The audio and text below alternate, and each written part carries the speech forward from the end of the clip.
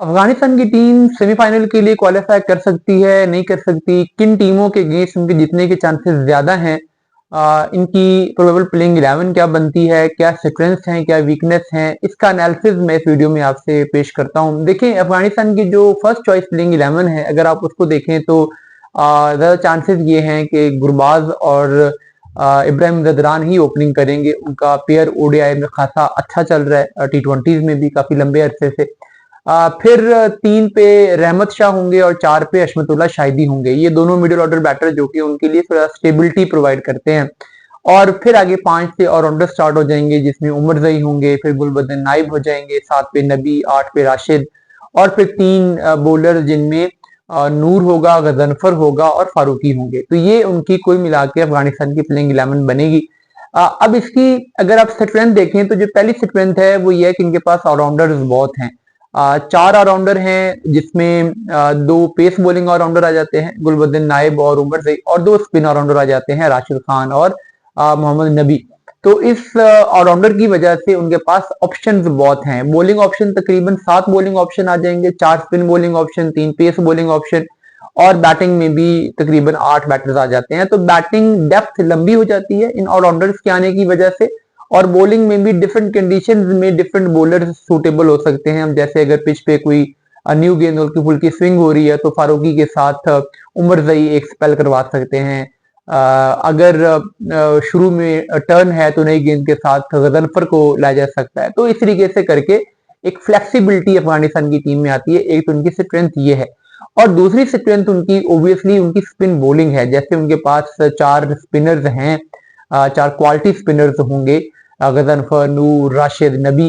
तो इंग्लैंड की team spinners के अगेंस्ट खासा स्ट्रगल कर रही है, हमने रिसेंट टाइम में इंडिया में देखा है। साउथ अफ्रीका की टीम अगर तो पिच टर्निंग होती है तो फिर वो बिल्कुल ठुस हो जाते हैं स्पिनर्स के अगेंस्ट, लेकिन अगर पिच फ्लैट हो तो वो स्पिनर्स को अटैक भी कर जाते हैं। तो वो एक कंडीशनल डिपेंड करता है कि अफगानिस्तान को कैसी पिच मिलेगी साउथ अफ्रीका के अगेंस्ट। और ऑस्ट्रेलिया की टीम नॉर्मली स्पिन ठीक खेलती है, लेकिन अब उनके पास ट्रेविस हेड तो होंगे, लेकिन जो उनकी स्टीव स्मिथ वगैरह बैटिंग में तो होगा, लेकिन उनकी बॉलिंग कोई खास पेनिट्रेटिंग इस दफा नजर नहीं आएगी।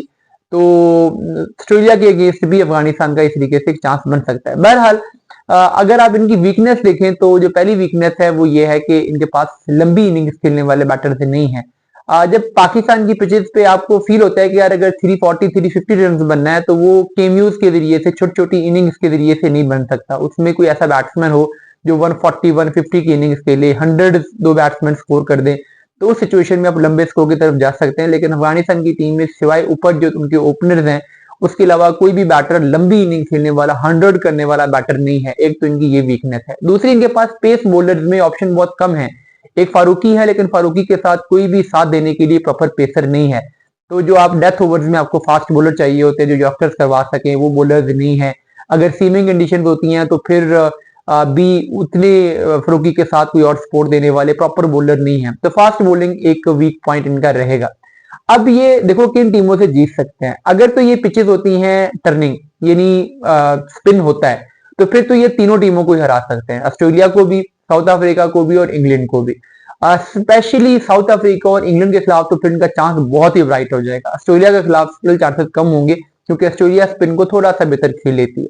लेकिन लास्ट वनडे वर्ल्ड कप में हमने देखा कि इन्होंने ऑस्ट्रेलिया को भी फंसा लिया था, अगर मैक्सवेल की वो मशहूर जमाना इनिंग्स ना आती। लेकिन अगर पिचेस होती हैं फ्लैट, जैसे कि पाकिस्तान में ट्रेडिशन रही है ओडीआईज में, T20s में फ्लैट पिचेस होती हैं, तो फ्लैट पिचेस पे फिर शायद अफगानिस्तान किसी भी टीम के अगेंस्ट डोमिनेटिंग पोजीशन पे नहीं होगा। और फिर अगर ये फ्लैट पिचेस होती हैं तो फिर अफगानिस्तान का एक मैच जीतना भी सरप्राइज होगा, वो भी उसको भी अपसेट कंसीडर किया जाएगा, क्योंकि अभी भी फ्लैट पिचेस के लिए स्किल सेट नहीं है। फ्लैट पिचेस पे आपको 340 350 रन वाले बैटर्स चाहिए हैं, अफगानिस्तान के पास वो नहीं है।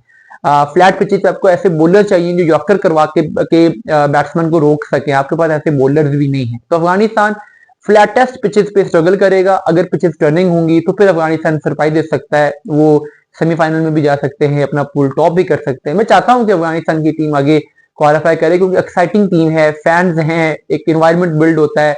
और फिर अगर पाकिस्तान के साथ आगे जाके मैच पड़ता है तो उसका भी एक वो जो एक कंपेटिवनेस होती है, राइवलरी होती है, उसका भी बहुत मजा आएगा।